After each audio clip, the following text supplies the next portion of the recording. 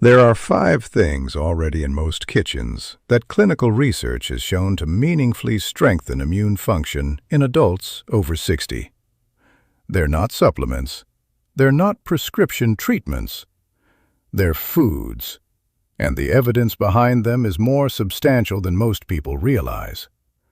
Today I'm walking you through each one, what the research actually shows, and exactly how much you need to see a measurable effect. Because after 60, the immune system doesn't just need support, it needs specific support. And the difference between eating randomly and eating with intention is the difference between an immune system that actions and one that consistently falls short. Welcome back. On this channel, we focus entirely on health after 60 because at this stage of life, what you put into your body has consequences that compound in ways they simply didn't at 40. Here is the clinical reality. The process is called immunosenescence, the gradual decline of immune competence that accompanies aging. The thymus, which produces T cells, the immune cells responsible for identifying and destroying infected or abnormal cells, shrinks significantly after 60, reducing new T cell output to a fraction of what it was in younger years. Natural killer cell activity declines. The inflammatory response becomes dysregulated, producing chronic low-grade inflammation that paradoxically weakens the targeted immune response while increasing cardiovascular and autoimmune risk. Adults over 60 are meaningfully more vulnerable to infections that younger adults clear easily, respond less robustly to vaccines, and take significantly longer to recover from illness.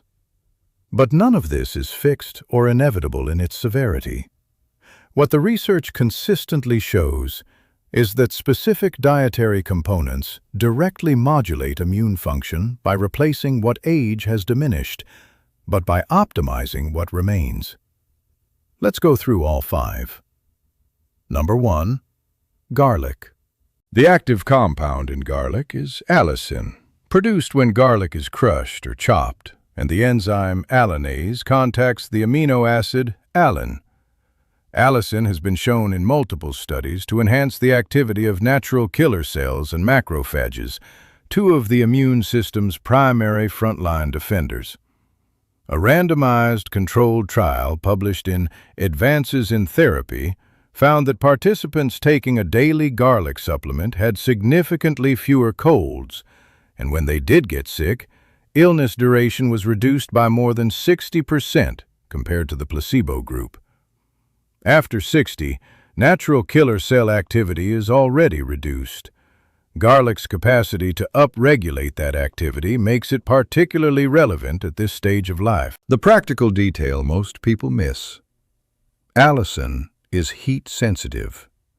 Cooking garlic immediately after chopping destroys most of the allicin before it can be absorbed.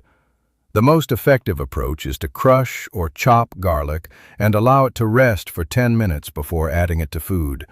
This allows the enzymatic reaction to complete. Then add it near the end of cooking rather than the beginning. 1 to 2 cloves daily is the amount used in most clinical studies showing immune benefit. Number 2. Ginger. Gingerols and sugar whales. The primary bioactive compounds in ginger inhibit the production of pro-inflammatory cytokines, the signaling proteins that drive chronic inflammation. This matters specifically after 60 because chronic low-grade inflammation, sometimes called inflammaging, is one of the primary mechanisms by which immune function accelerates its decline. When the inflammatory baseline is persistently elevated, the immune system's capacity to mount an effective, targeted response against infection is significantly reduced. A study published in the International Journal of Preventive Medicine found that daily ginger consumption produced significant reductions in C-reactive protein, one of the most reliable markers of systemic inflammation in participants over 55. A separate study found that ginger extract enhanced T lymphocyte proliferation, the white blood cells central to adaptive immunity, in a dose-dependent manner. Fresh ginger is more potent than dried. 1 to 2 inches of fresh ginger root daily, added to tea, smoothies, or cooking, is consistent with the amounts used in clinical studies. If fresh ginger isn't practical, 1 teaspoon of dried ginger is roughly equivalent to 1 tablespoon of fresh. Number 3. Turmeric, specifically with black pepper. Curcumin, the active compound in turmeric, is poorly absorbed by the digestive system on its own. Studies have shown its bioavailability is close to zero without one critical addition. Piperine, the active compound in black pepper, enhances curcumin absorption by up to 2,000%. This is not a marginal effect.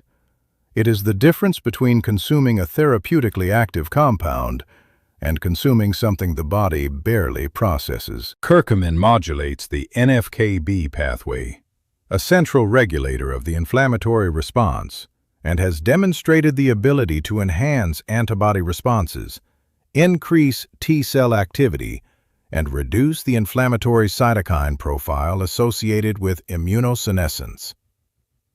For older adults managing chronic inflammation, this mechanism is directly relevant. A 1/4 teaspoon of turmeric combined with a pinch of black pepper daily, added to soups, eggs, rice, or warm milk, is enough to produce measurable anti-inflammatory effect. Consuming it alongside any dietary fat further enhances absorption, since curcumin is fat-soluble. Number 4. Fermented foods. Approximately 70% of the immune system resides in the gut and the lymphoid tissue lining the intestinal wall. The composition of the gut microbiome directly determines the tone and responsiveness of that immune tissue. This is not a peripheral relationship. It is a foundational one. After 60, microbiome diversity declines. Beneficial species, particularly Lactobacillus and Bifidobacterium, decrease in abundance. Inflammatory species increase.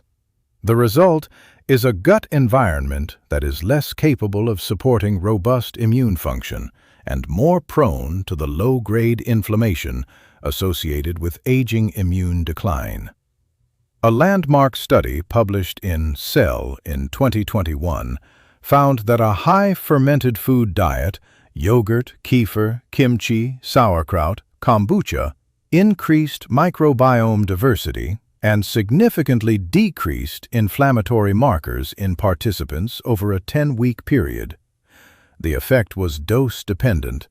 More fermented food produced greater benefit. The most practical starting point is plain, unsweetened yogurt or kefir with confirmed live active cultures. Look for the live and active cultures seal on the label. 1 serving daily is the minimum associated with clinical benefit.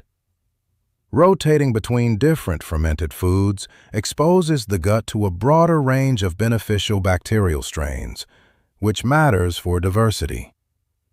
Number 5. Fatty fish. Fatty fish simultaneously addresses 2 of the most significant nutritional deficiencies driving immune decline after 60, is why it earns the final position on this list. Omega-3 fatty acids, specifically EPA and DHA, found in salmon, mackerel, sardines, and herring, are direct precursors to the signaling molecules that resolve inflammation once an immune response has completed its job. Without adequate omega-3 intake, that inflammatory response doesn't resolve cleanly. It lingers, contributing to the chronic inflammatory state that progressively undermines immune function in older adults. Vitamin D, present in meaningful amounts in fatty fish and in very few other foods, is essential for immune regulation at a fundamental level. Virtually every immune cell carries vitamin D receptors. Vitamin D deficiency, which affects an estimated 40% of adults over 60 in the United States, is consistently associated with increased susceptibility to respiratory infections, reduced vaccine efficacy, and higher rates of autoimmune activity. 2 to 3 servings of fatty fish per week, salmon, mackerel, sardines, or herring, is the amount supported by the clinical literature. Canned sardines and canned salmon are nutritionally equivalent to fresh, significantly more affordable, and among the most practical ways to meet this target consistently. These 5 foods work through different and complementary mechanisms, which is precisely why they are more effective together than individually.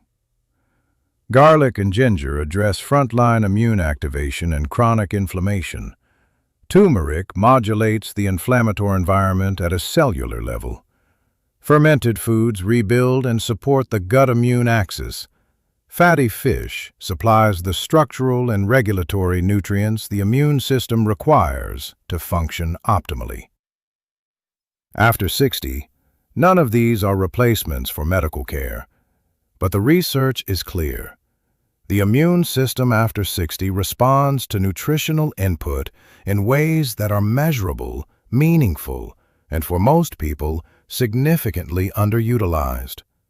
Which of these 5 are already part of your diet, and which ones aren't? Leave a comment below. I read every single one, and your answer might be exactly what someone else watching this needed to hear. If this was useful, share it with someone over 60 in your life. This is the kind of information that makes a real difference when it becomes a daily habit rather than a one-time decision. And if you're not subscribed yet, new videos every week focused entirely on health after 60. No ads, no products to sell. I'll see you in the next one.